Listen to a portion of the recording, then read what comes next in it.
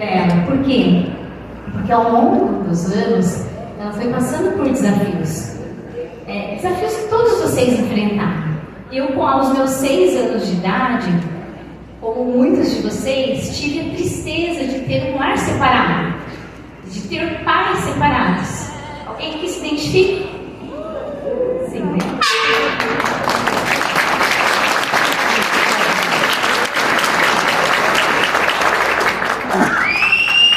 Isso não é uma coisa fácil de a gente processar aos 6 anos de idade. Não é mesmo. Eu sofri muito, por muitos anos. Eu queria saber qual era a resposta. Por que as outras crianças tinham o pai e a mãe juntos e eu não podia ter o meu pai e a minha mãe juntos? E tinha que viver separado, tinha que dividir a casa, a pensão, as famílias. Isso foi muito difícil para mim, nesse início de vida, né? Que uma criança com 6 anos de idade consegue processar. E aí, a mensagem que eu tive na minha infância é: seja forte. Você tem que continuar. Não há tempo para chorar, porque as coisas estão acontecendo. E a vida tem que continuar. E vieram as dificuldades financeiras, o emocional, né? Porque você acaba tendo muitos desafios emocionais nessa infância. E eu fui crescendo com esses desafios, assim como os meus irmãos também. E a vida foi trazendo mais e mais desafios. Então eu, muito nova, com 8 anos de idade, eu comecei a trabalhar já. Minha mãe trazia salgado para fora e eu ia na rua falar para as vizinhas se elas queriam comprar o salgado.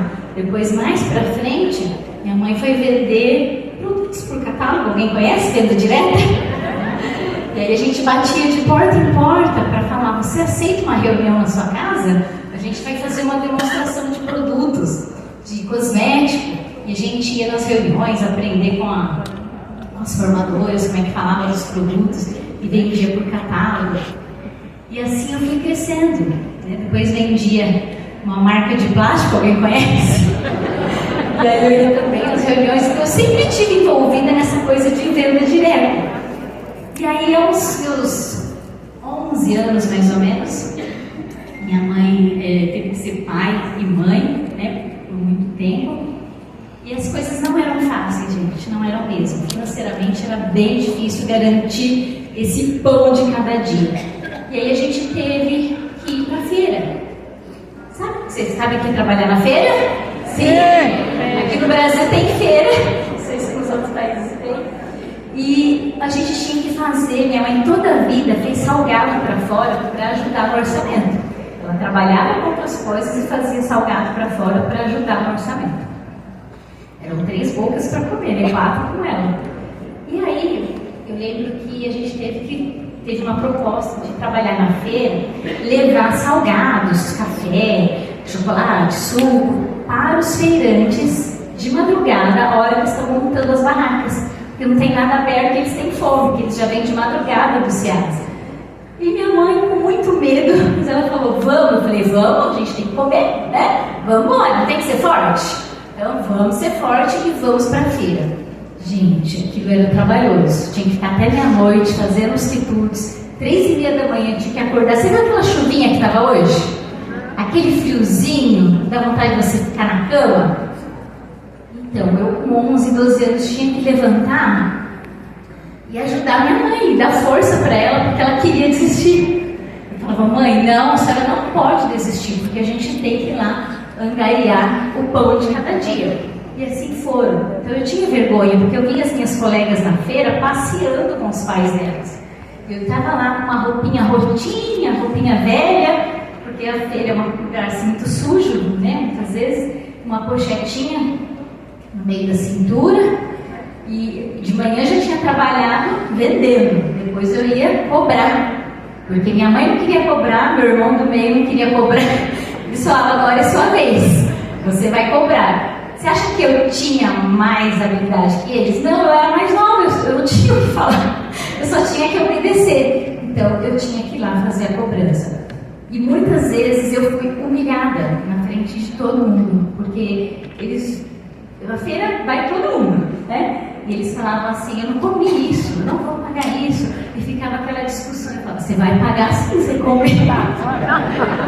Eu já estava construindo as minhas habilidades de negociação, né? Gente, aquilo era muito difícil, não foi fácil. E aí eu olhava essa criança e depois de tudo isso falava, você tem que se manter alegre, você tem que se manter confiante, determinada, porque isso vai passar. E na minha mente sempre eu perguntava assim para Deus, quando que tudo isso vai passar? Porque desde que eu me entendo por gente, é só tribulação, muitas dificuldades, muitos desafios. Nesse momento, quando a gente já fazia uns 3, 4 anos que estava na feira, nós conhecemos a oportunidade e pensa a dificuldade que nós passamos na vida, muita dificuldade. E aí, quando a gente conheceu essa oportunidade, eu tinha 14 anos de idade. E a gente foi numa Open, numa convenção, no seminário, minha mãe ficou 2 anos fazendo o negócio eu. E, gente, quando eu vi, eu tinha 14 anos, eu entendi essa oportunidade, eu comecei a sonhar. Eu falei, essa é a luz do fim do túnel. É aí que a gente vai mudar de vida. E eu colocava aquela lousa aqui no ombro, pegava ônibus, ia para minha mãe mostrar o plano. Minha mãe não sabia mostrar o plano, eu mostrava, falava que era uma progressão geométrica, lembro até hoje, que era um negócio que crescia muito. E resumindo, não deu nada certo. Minha mãe não passou de 6%. E aquilo ficou, né? Essa criança cheia de esperança, que as coisas iam melhorar, que ia ter uma vida melhor. E mais ou menos com uns 8 anos de idade, eu fui num condomínio. Nunca conheci, não sabia que existia condomínio de casa, com área verde. E eu sonhei que eu queria morar num lugar. Todo mundo quer um lugar bonito, né? Para morar. E eu sonhei que um dia eu ia morar num lugar como aquele. Passaram os anos.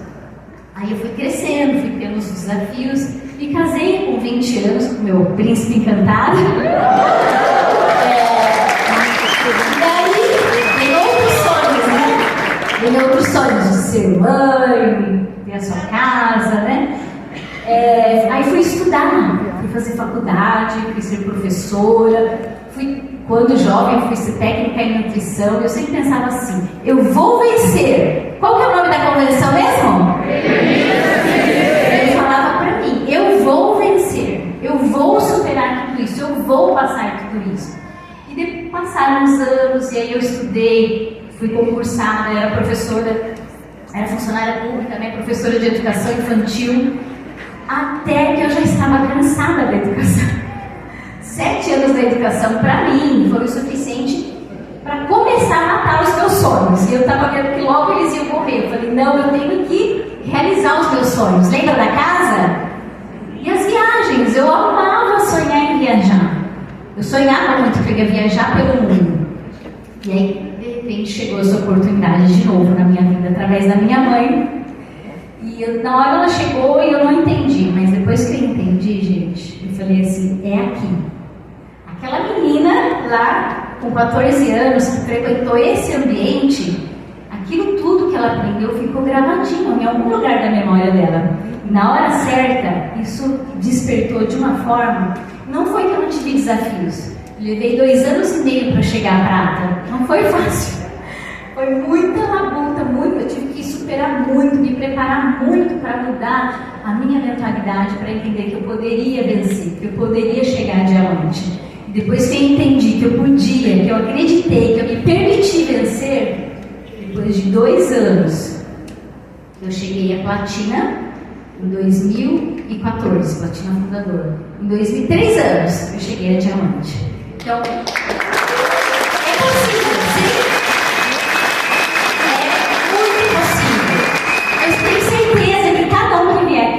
História de superação, mas isso não importa. O que importa é que você quer e que você vai fazer o que precisa para se preparar para chegar lá. Esse é o recado, tá bom?